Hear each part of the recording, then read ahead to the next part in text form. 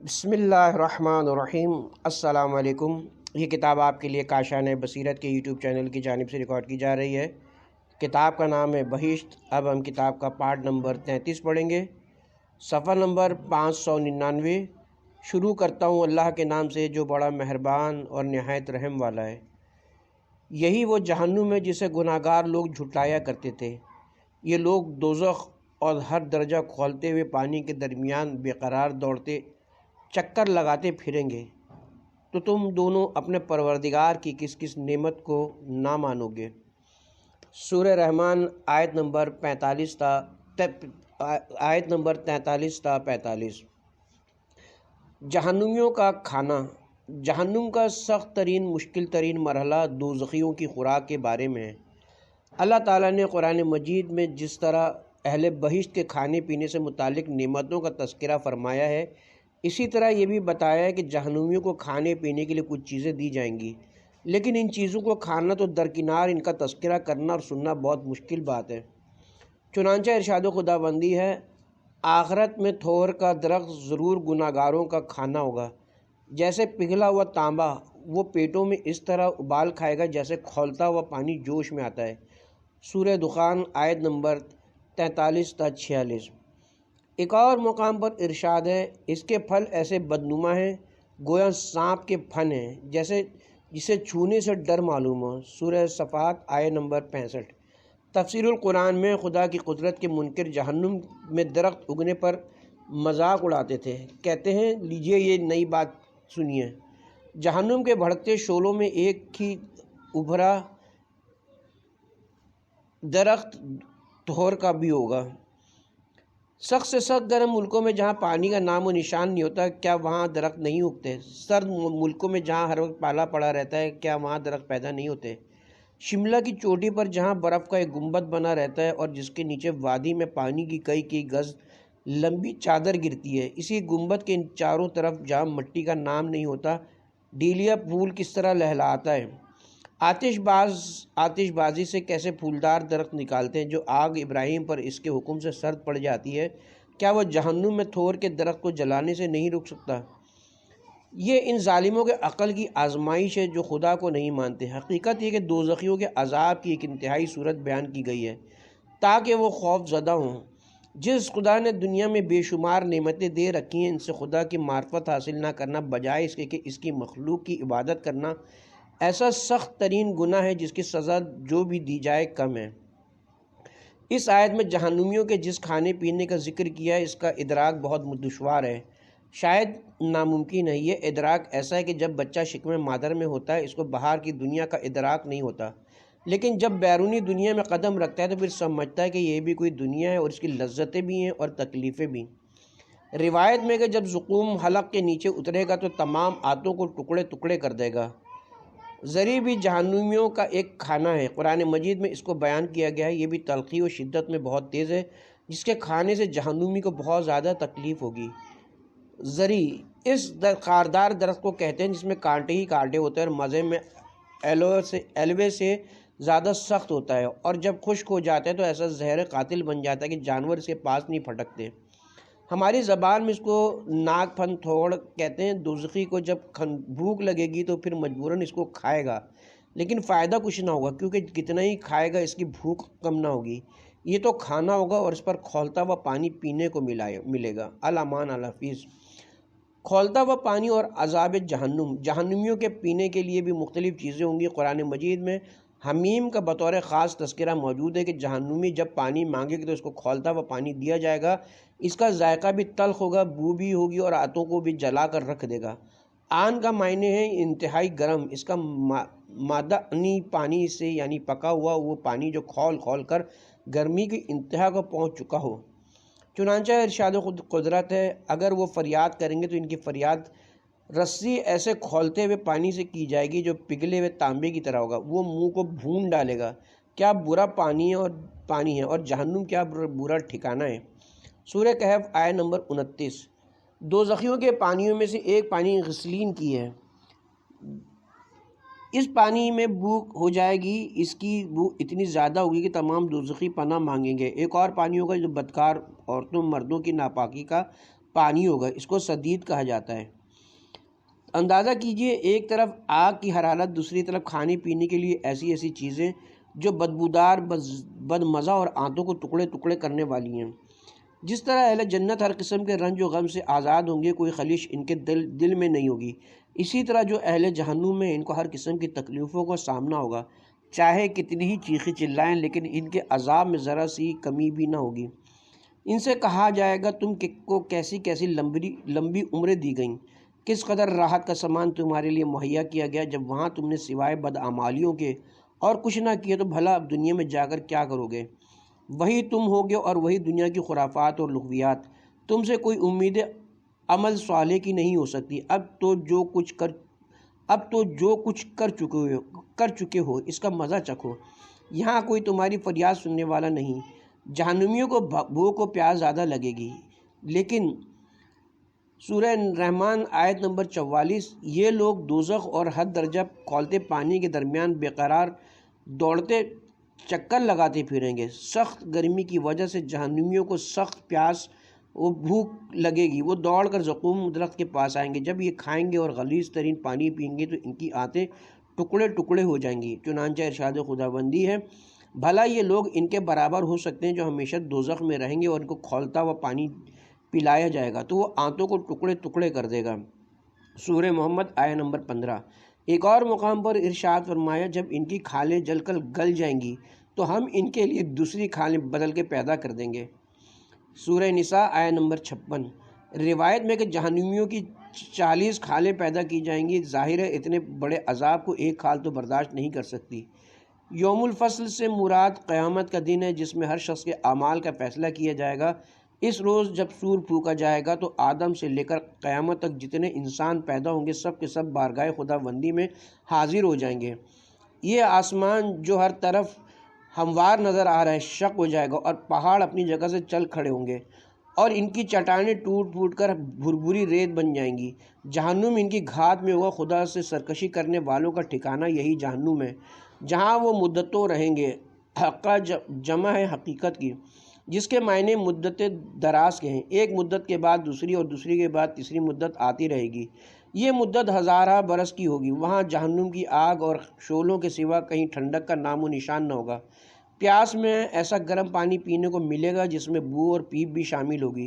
جو لوگ اس دن کے آنے کے منکر تھے اور جنہوں نے آیات خدا کو جھٹلایا تھا، ان کی یہی پوری سزا ہوگی۔ وہ حمیم و زقوم کے درمیان چکر لگاتے رہیں گے۔ جہنمی لوگ مسلسل زقوم اور حمیم کے درمیان پھرتے رہیں گے۔ بے چینی کی وجہ سے ان کو آرام تو نہیں آئے گا، تو پھر ان کو بھوک و پیاس تنگ کرے گی۔ وہ کھولتا ہوا پانی پئیں گے، ان کی پیاس بجھ جائے، اور زقوم کھائیں گے کہ ان کی بھوک مٹ جائے، لیکن نہ پیاس ختم ہوگی اور نہ بھوک مٹے گی، اور ان کو جو تکلیف اور دکھ کا سامنا کرنا پڑے گا وہ بیان سے باہر ہے۔ اگر کسی شخص کا دل بیدار ہو تو وہ اس قسم کی باتوں کو سن کر سوئے گا نہیں۔ واقعتاً بڑی خوفناک اور دل دہلانے والی ہے یہ خوفناک خبر دینے کے بعد اللہ تعالیٰ فرما رہا ہے، پس اے جن و انس، بھلا تم دونوں اپنے رب کی کون کون سی نعمت کو جھٹلاؤ گے؟ ہم پہلے بھی عرض کر چکے کہ آیات عذاب کو اس لیے ذکر کیا گیا ہے کہ ہم جہنم اور عذاب سے ڈریں اور تقوی و پرہیزگاری اختیار کر کے بہشت میں جائیں۔ خواب غفلت سے جگانا اور بہشت کی طرف لے جانا بھی نعمت نہیں ہے تو کیا ہے؟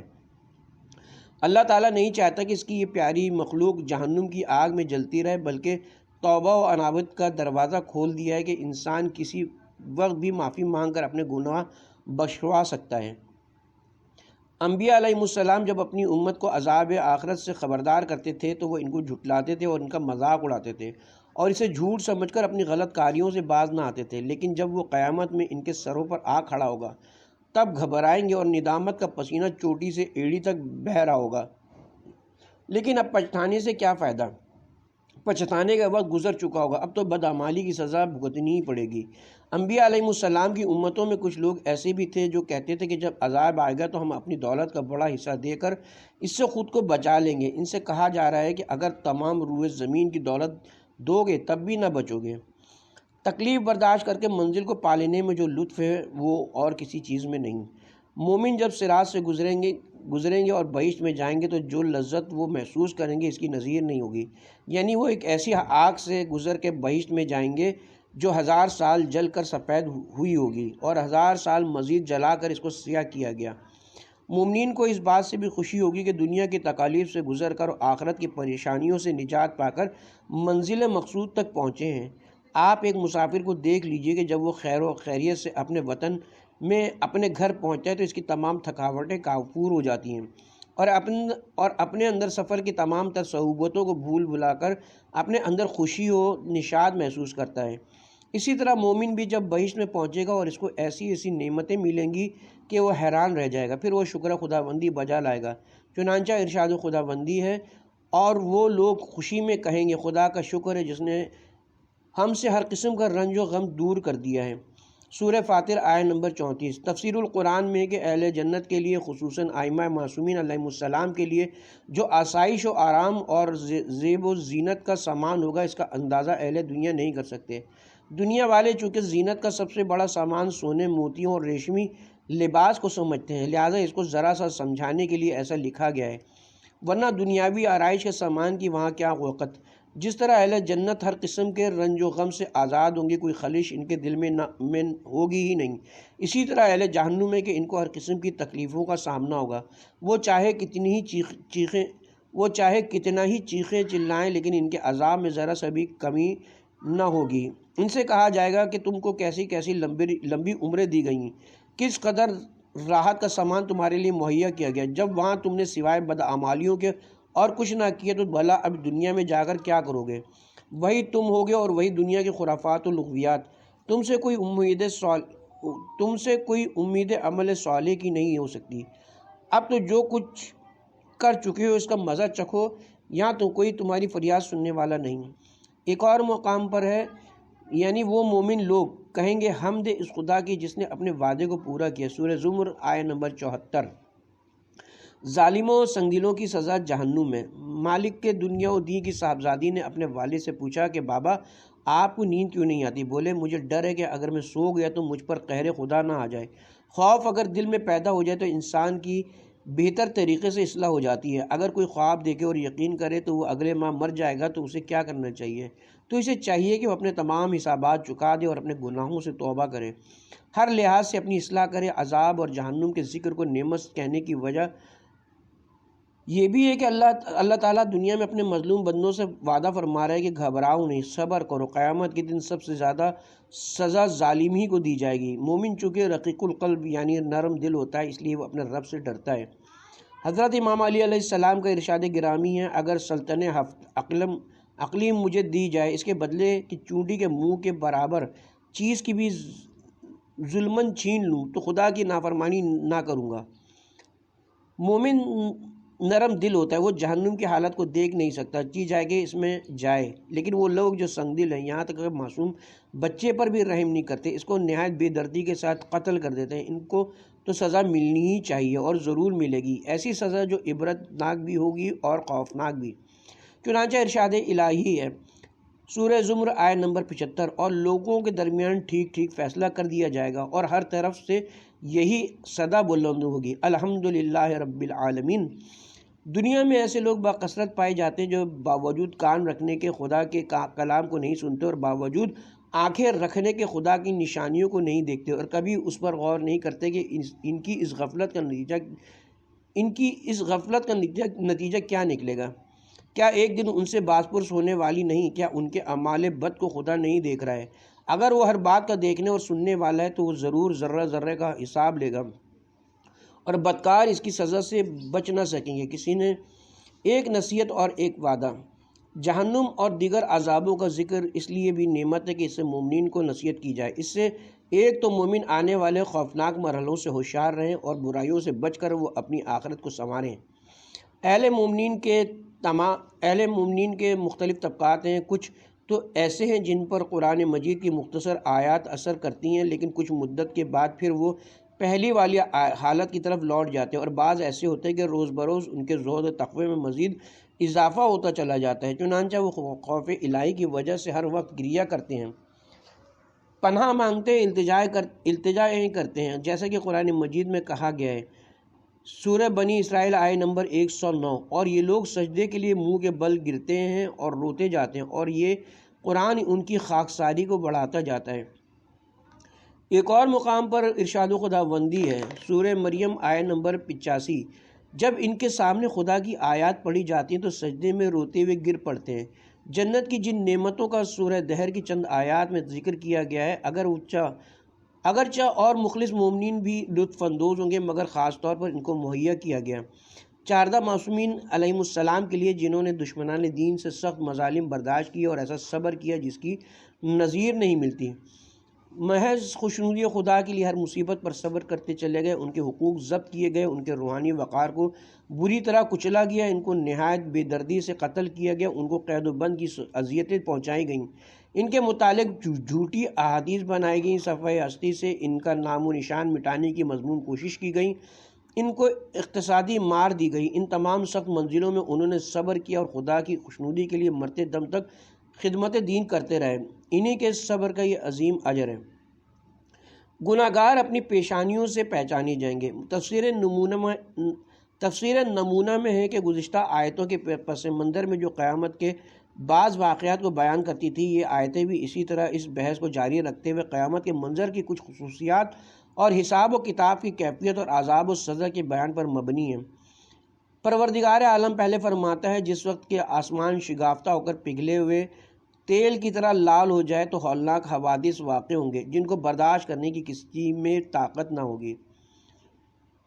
اس جملے میں فے شرطیہ یا فجائیہ یا ظرفیہ کئی ایک احتمال ہے، لیکن بہتر پہلا احتمال اور شرط کی جزا مجذوب ہے۔ ہو سکتا ہے کہ تقدیر عبارت اسی طرح ہو، جب آسمان پھٹ کر پگھلے ہوئے تیل کی طرح ہوگا تو ایسے خوفناک منظر ہوں گے کہ جو بیان نہیں ہو سکتے۔ قیامت سے تعلق رکھنے والی تمام آیات سے ظاہر ہوتا ہے کہ اس دن دنیا کا موجودہ نظام بالکل ہی درہم برہم ہو جائے گا اور دنیا میں بہت ہی ہولناک حوادث رونما ہوں گے۔ ستارے، سیارے، زمین، آسمان سب تلپٹ ہو جائیں گے اور وہ مسائل کہ جن کا تصور آج ہمارے لیے مشکلات درپیش ہوں گے۔ من جملہ ان مسائل کے کہ جو مذکورہ بالا آیات میں آئے ہیں، یا یہ کہ آسمانی کرے شک ہو جائیں گے اور سرخ رنگ کے تیل کی مانند پگھلی ہوئی شکل اختیار کر لیں گے۔ وردہ اور ورد کے معنی پھول ہیں، اور چونکہ پھول عام طور پر سرخ رنگ کے ہوتے ہیں، لہٰذا یہاں سرخ رنگ پر دلالت کرتا ہے۔ یہ لفظ سرخ گھوڑوں کے لیے بھی آیا ہے، اور اس بنا پر کہ اس قسم کے گھوڑے مختلف موسموں میں اپنا رنگ بدل لیتے ہیں۔ فصل بہار میں وہ زردی مائل ہو جاتے ہیں اور سردی کے موسم میں سرخ رنگ کے، اور زیادہ سردی پڑے تو سیاہ رنگ کے ہو جاتے ہیں۔ لہٰذا وہ تبدیلیاں جو قیامت کے دن آسمان میں واقع ہوں گی، ان سے تشبیہ دی گئی ہے کہ کبھی آسمان آگ کے شعلوں کی طرح سرخ، کبھی زرد، کبھی دھوئیں سے آلودہ سیاہ ہوگا۔ دھان بروزن کتاب پگھلے ہوئے تیل کو کہتے ہیں، کبھی اس تلچھٹ کے لیے آیا ہے جو روغن میں طے نشیں ہوتی ہے، اور عام طور پر اس کے مختلف رنگ ہوتے ہیں۔ ہو سکتا ہے کہ تشبیہ اس وجہ سے ہو کہ آسمان کا رنگ پگھلے ہوئے تیل کی شکل میں سرخ نکل آئے گا، اور یا پھر اس سے آسمانی کروں کے پگھل جانے کی طرف اشارہ ہے، یا اس کے مختلف رنگوں کی طرف۔ بعض مفسرین نے دھان کی طرح سرخ رنگ کے چمڑے سے بھی تصویر کرتا ہے۔ بہر صورت یہ تمام تشبیہات اس ہولناک منظر کا صرف ایک حوالہ پیش کر سکتی ہیں، کیونکہ وہ صورتحال دنیا کے کس واقعے سے حقیقی مشابہت نہیں رکھتی، اور وہ ایسے منظر ہیں کہ جب تک کوئی انہیں دیکھ نہ لے سمجھ نہیں سکتا۔ چونکہ میدان قیامت میں یا اس سے پہلے ان ہولناک حوادث کے وقوع کی خبر دینا مجرمین اور مومنین کے لیے تنبیہ ہے، لہٰذا الطاف الہی میں سے ایک لطف اس بنا پر سابقہ جملے کی تکرار ہوتی ہے، اور پروردگار عالم فرماتا ہے، تم اپنے پروردگار کی کس کس نعمت کا انکار کرو گے۔ اس سے بعد کی آیت میں حوادث تکوینی کی وجہ سے اس روز گناہگار انسان کی جو حالت ہوگی اس کو پیش کرتے ہوئے مزید کہتا ہے، اس دن جن و انس میں سے کسی شخص سے بھی اس کے گناہ کے بارے میں سوال نہیں کیا جائے گا۔ سوال کیوں نہیں ہوگا؟ اس لیے کہ ہر چیز اس دن واضح اور آشکار ہوگی۔ وہ یوم البروز ہے، ہر انسان کے اعمال اس کے چہرے سے ظاہر ہوں گے۔ ہو سکتا ہے کوئی یہ سوچے کہ یہ آیت ان آیتوں سے متصادم ہے جو قیامت میں بندوں کے سوال کے مسئلے پر تاکید کرتی ہے۔ مثلا سورہ صفات کی آیت نمبر مثلا سورہ صفات کی آیت کی طرح انہیں روکو تاکہ ان سے سوال کیا جائے، اور سورہ ہجر کی آیت 92 اور 93 تیرے پروردگار کی قسم ان سب سے سوال کریں گے ان کاموں کے متعلق کہ جنہیں وہ انجام دیتے تھے۔ لیکن ایک نقطے کی طرف توجہ کرنے سے یہ مشکل حل ہو جاتی ہے، اور وہ یہ کہ قیامت ایک بہت طویل دن ہے اور انسان کو متعدد مواقف اور گزرگاہوں میں سے گزرنا ہے، اور ہر منظر و موقف ایک مدت تک ٹھہرنا ہے۔ بعض روایات کے مطابق 50 مواقف ہیں، ان میں سے بعض موقفوں میں بالکل سوال کے منہ پر مہر لگا دی جائے گی اور اس کے اعضائے بدن گواہی دینے کے لیے مستعد ہوں گے، اور بعض مواقف میں انسانوں سے نہایت باریک بینی کے ساتھ سوال ہوں گے۔ بعض دوسرے مواقف میں انسان اپنے دفاع کے لیے لڑائی جھگڑا کرنے لگیں گے۔ سورہ نحل آیت نمبر 111۔ خلاصہ یہ ہے کہ ہر منظر کے کچھ تقاضے ہیں اور ہر منظر دوسرے منظر سے زیادہ خوفناک ہے۔ پھر اس کے پس منظر میں سب کو مخاطب کرتے ہوئے کہتا ہے کہ تم اپنے پروردگار کی کس کس نعمت کا انکار کرو گے؟ جی ہاں، اس دن سوال نہیں کیا جائے گا، بلکہ مجرمون اپنی علامتوں سے پہچانے جائیں گے۔ یعرف المجرمون بسمائہم یعرف المجرمون بسمائہم، سورہ رحمان آیت نمبر 41-42۔ بسما اصل میں علامت و نشانی کے معنی میں اور ہر قسم کی علامت کے جو ان کے چہرے یا بدن کے دوسرے حصے میں ہو اس پر حاوی ہے، لیکن چونکہ عام طور پر خوشحالی و بدحالی کی علامتیں چہرے پر نمایاں ہوتی ہیں، لہٰذا اس لفظ کے بیان سے چہرہ ہی سامنے آتا ہے۔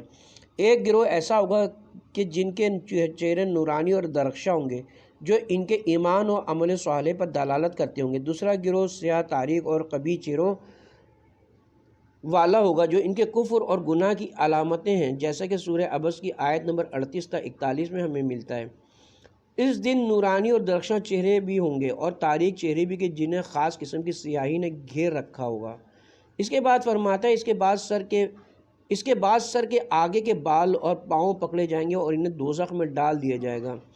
نواسی ناسیہ کی جمع ہے، جیسا کہ راغب مفردات میں کہتا ہے کہ ناسیہ اصل میں سر کے آگے کے بالوں کے معنی میں، اس کا مادہ نصب بروزن نصر ہے، جس کے معنی اتصال و پیوستگی کے۔ اخذ ناسیہ سر کے اگلے بالوں کے پکڑنے کے معنی اور کبھی کسی چیز پر مکمل قبضے کے کنائیے کے طور پر بھی آیا ہے۔ اقدام جمع قدم کی، جس کے معنی پاؤں ہیں۔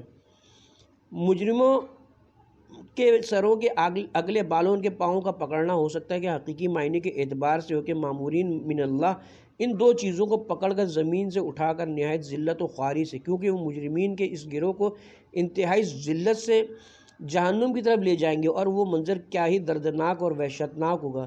کیونکہ قیامت کے سلسلے میں ان دو چیزوں کا یاد دلانا تنبیہ ہونے کی وجہ سے سب کے لیے ایک نوازش ہے، لہٰذا سب کو مخاطب کر کے مزید کہتا ہے تم اپنے پروردگار کی کس کس نعمت کا انکار کرو گے؟ اس کے بعد کی آیت میں فرماتا ہے یہ وہی دوزخ ہے جس کا مجرمین ہمیشہ انکار کرتے ہیں۔ سورہ رحمان آیت نمبر 43۔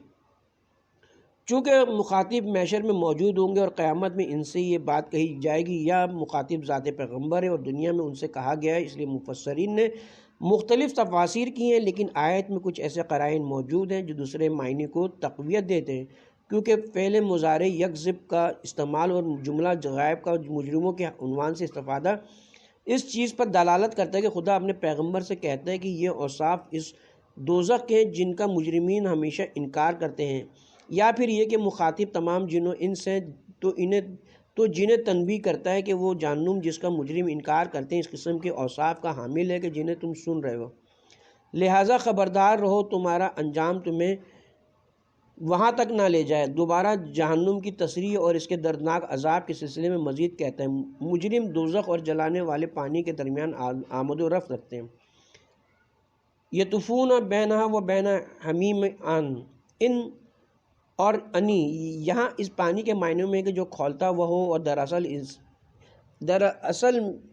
اور اصل میں انا بروزن رضا کے مادے سے وقت کے معنی دیتا ہے، کیونکہ جلانے والا پانی اپنی آخری حد کو پہنچ چکا ہے۔ تو اس طرح ایک طرف تو جہنم کے جلانے والے شعلوں کے درمیان چلیں گے اور پیاسے ہوں گے اور پانی کی تمنا کریں گے، دوسری طرف انہیں کھولتا ہوا پانی دیا جائے گا یا ان پر پھینکا جائے گا، اور یہ دردناک عذاب ہے۔ بعض آیات قرآنی سے معلوم ہوتا ہے حمیم نامی جلانے والا چشمہ جہنم کے قریب ہے کہ پہلے دوزخیوں کو ان میں لے جائیں گے اور پھر انہیں جہنم کی آگ میں پھینکیں گے۔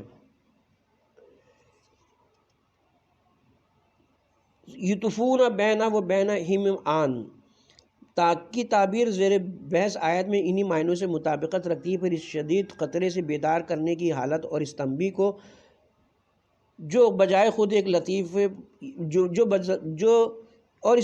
جو بجائے خود ایک لطف پروردگار ہے بیان کر کے کہتا ہے تم اپنے پروردگار کی کس کس نعمت کو جھٹلاؤ گے۔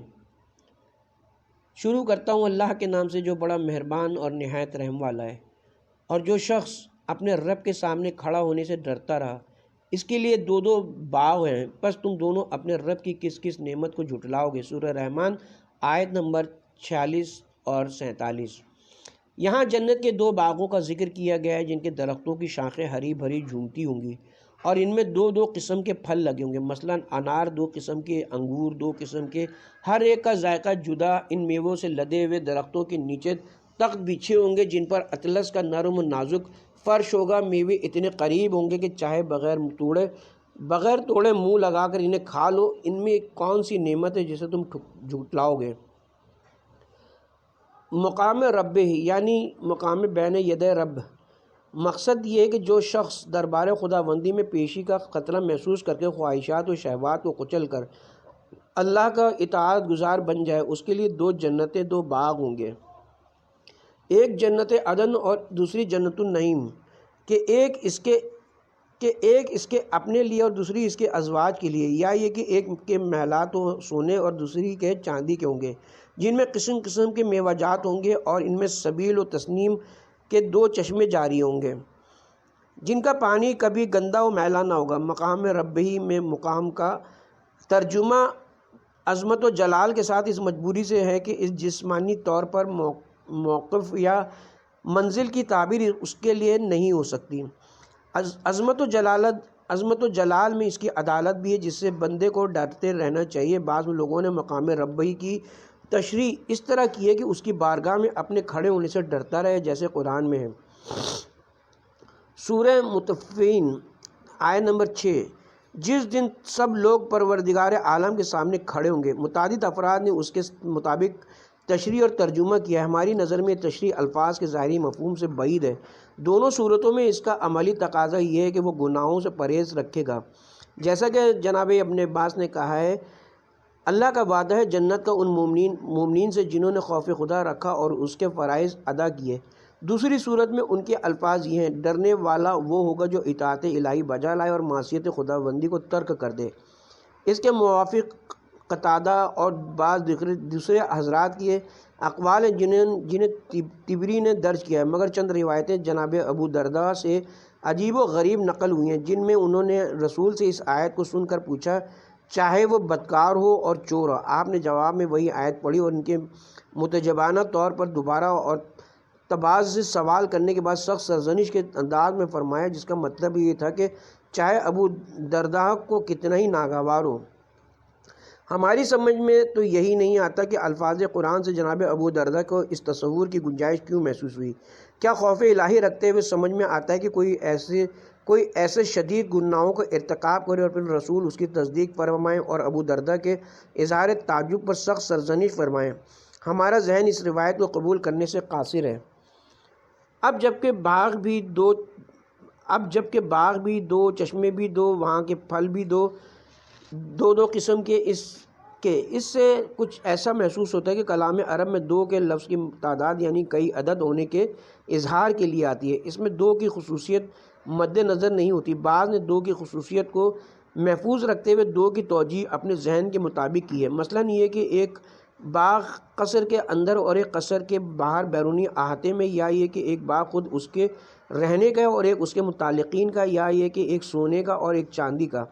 ان سب کے لیے مستند کی تشنیگی کے ساتھ محسوس ہوتی ہے جو مفقود ہے۔ خدا سے ڈرنے والے شخص کے لیے دو دو باغات ہیں۔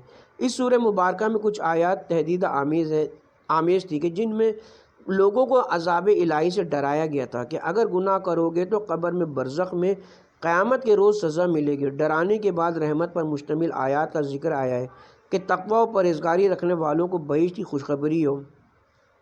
فرمایا کہ جو شخص اللہ تعالیٰ کی عظمت کے سامنے اپنا سر جھکا دے اور اپنے اللہ سے ڈرے تو وہ اس کو 2 باغات عطا فرمائے گا۔ اس کی وضاحت بعد میں ہم عرض کریں گے۔ پھر فرمائے ان دونوں میں 2 چشمے جاری ہوں گے۔ سب سے پہلے تو ہمیں یہ دیکھنا چاہیے کہ مقام ربی کیا ہے۔ مقام رب ہر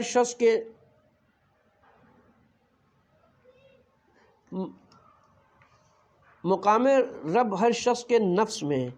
پہلی وجہ کہ جو شخص اپنے پروردگار سے ڈرے، اس کے نزدیک اس کے نفس میں 2 باغ ہیں۔ ارشاد الہی ہے اور ہم تو اس کی رگ گردن سے بھی زیادہ قریب ہیں، سورہ قاف آیہ نمبر 16۔ اس سے یہ مراد ہے کہ ہمارا علم اور ہماری قدرت ان کو اس طرح گھیرے ہوئے کہ اس سے بہتر کوئی چیز نہیں جا سکتی۔ جس طرح رگ گردن اس کے قلب کی ہر حرکت کی نشاندہی کرتی ہے، ہم اس سے بھی زیادہ اس کے اعمال کی خبر رکھنے والے ہیں۔ ہمارے علاوہ ہمارے مقرر کیے ہوئے 2 فرشتے اس کے دائیں بائیں بیٹھے ہوئے اس کے ہر عمل کو لکھ رہے ہیں۔ داہنی طرف والا نیکیاں لکھتا ہے اور بائیں طرف والا بدیاں۔ جو لفظ بھی اس کی زبان سے نکلتا ہے ہمارے معین کردہ نگہبان جھٹ کو اس کو لکھ لیتے ہیں۔ بتاؤ ایسی صورت میں تمہارا کوئی عمل ہم سے کیسے پوشیدہ رہ سکتا ہے؟ تم ان غلط خیالوں کو اس لیے دل میں جگہ دیتے اور گناہ کرنے پر اس لیے تم کا جرت ہو رہی ہے کہ تم موت کا وقت بھولے ہوئے ہو۔ جب وہ وقت آئے گا اور تم پر موت کی بے ہوشی طاری ہوگی، اس وقت تم سے کہا جائے گا یہی ہے وہ وقت جسے تم بھولے پڑے تھے۔ اس وقت تمہارے لیے کچھ نہ بن پڑے گا۔ ایک اور جگہ پر ارشاد الہی ہے، سورہ حدید آیہ نمبر 4، اور وہ تمہارے ساتھ ہے جہاں بھی تم ہو۔ اصول کافی میں ایک حدیث ہے جس کا مفہوم کچھ یوں ہے کہ کوئی شخص خدا کو ہمیشہ حاضر ناظر سمجھے، ایسا شخص واقعی طور پر اپنے خدا سے ڈرتا ہے، چاہے وہ خلوت تنہائی میں ہو یا جلوت لوگوں میں ہو۔ مثال کے طور پر خریدنے والے کو کسی چیز کے بارے میں علم ہو یا نہ ہو، بیچنے والا یہ جان کر اسے بیچے کہ خداوند کریم اسے دیکھ رہا ہے۔ اس طرح کی نیکی کرنے والے اور اس طرح کا عقیدہ رکھنے والے شخص کے لیے جنت میں 2 باغ موجود ہوں گے۔